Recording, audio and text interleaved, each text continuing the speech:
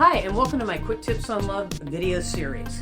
I'm Christine Niffen, a therapist and relationship coach, versed in all things relationship related.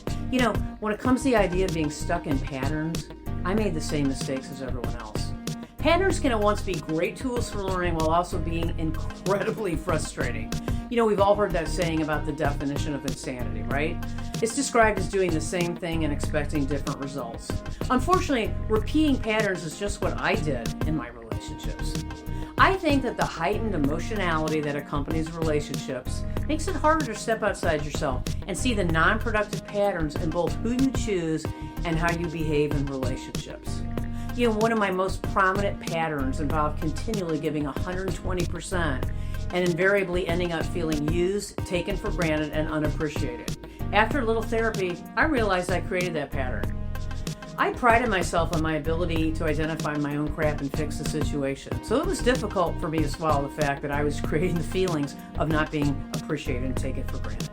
I found it to be both a humbling journey and a liberating one to boot. Now I no longer keep behaving like this in relationship, thereby freeing myself of these unhappy feelings. So this is what I learned. I developed a relationship coaching workbook I designed to help people stop cycling in and out of unsuccessful relationships. One of the exercises in this workbook involves identifying patterns in who you gravitate to and how you ended up behaving and feeling in your previous relationships.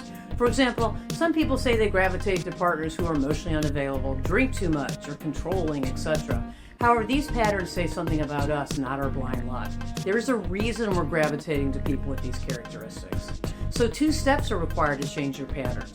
You first need to identify them, then you have to take action to change them.